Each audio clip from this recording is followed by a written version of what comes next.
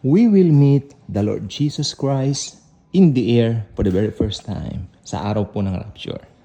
The rapture will be the sweetest day for each and every believer like us. Come on, say amen. Okay? Ito po ang pinakamasayang araw para po sa ating lahat na mga mananampalataya ng Panginoong Jesus. For the very first time, makikita natin ang kanyang mga sugat sa paa, sa kamay, at sa kanyang tagiliran. Yung pinakita niya kay Tomas, di ba? So ito po yung sinasabi ko po sa inyong proof of our redemption and salvation. Palakpakan natin ang Panginoong Jesucristo. Okay. So ang rapture po ay isang imminent na event. And what we mean by imminent is, hindi po siya alam kung kailan mangyayari. But alam natin, totoong mangyayari. Why? Dahil nakasulat yan sa salita ng Diyos. Mapanghahawakan natin ang mga salita ng Panginoong Hesus. Dahil, sabi niya, ang aking mga salita ay tapat at totoo. Mapanghahawakan natin yan kung may mga problema tayo, mga pinagdaraanan tayo dito sa church age, right? At mas mapanghahawakan natin yan kung pinag-aaralan natin ang mga propesiya na magaganap. No? Na sa panahon ngayon, ang hinihintay na nga natin, ang imminent na rapture. Mangyayari po yan.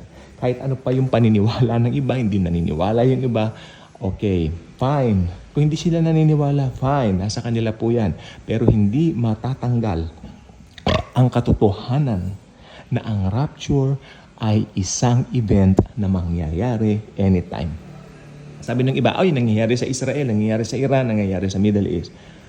May nangyayari po sa Iran, sa Middle East, sa Israel sa matagal ng panahon. Pero hindi natuloy yung rapture noon. Hindi po yan ang ating basihan para matuloy ang rapture. Amen? Ang basihan para matuloy ang rapture ay nakasulat sa Thessalonica. Dahil sinabi o inireveal ni Jesus kay Paul. Kaya mangyayari at mangyayari. Ito, palakpakan natin ng Panginoong Jesus. Okay. Si Jesus po, nung nandito po siya sa lupa, ang dami niyang sinabi tungkol sa end times. So, totoo po ang end times. Kaya yung mga hindi nag-aaral ng end times, ako po naman ay nagtataka.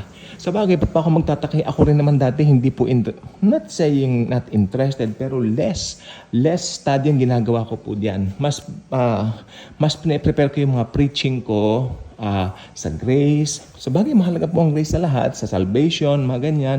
Christian living. Okay.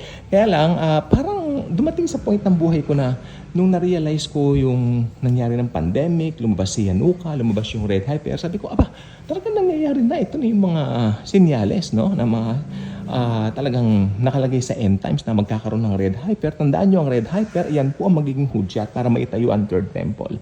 Pero ako po ay naniniwala sa ikabuturan ng aking puso. Matutupad po ang paglabas ng Antikristo kapag wala na po tayo dito. At pag lumabas na po ang Antikristo at wala na po ang church dito sa lupa, doon po maitatayo ang third temple. So hindi po natin yan masasaksihan. Ang Antikristo, ang third temple, hindi natin masasaksihan. Sapagkat ang makakasaksi lang po dyan yung mga naiwan, mga left behind. Okay? So, it's a very exciting day. Kasi anytime mag-chuk, di ba tataas na tayo, ching, di ba?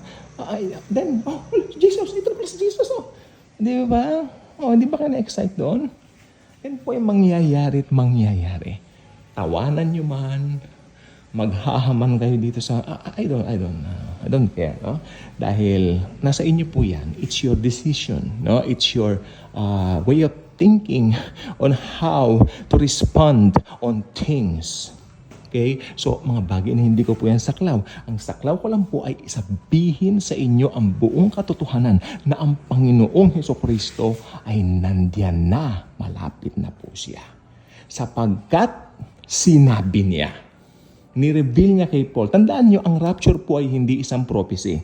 Ang rapture po ay isang revelation kay Paul na apostle to the Gentiles, apostle of grace. Hindi ni-reveal kay Pedro, hindi ni-reveal sa Old Testament, lalo na doon, no? Hindi ni-reveal doon. Ni-reveal lang kay Paul, apostol para sa mga Gentiles na katulad mo at katulad ko. Amen? For the Christian talaga ang rapture. Ang rapture ay mangyayari anytime. Chuk! Ching! Di ba? Ayun na. Si Jesus, nakakita na siya. Kaharap na natin. Then, yayakapin niya tayo at sasabihin, welcome sa aking kaharian. Okay? God bless everyone.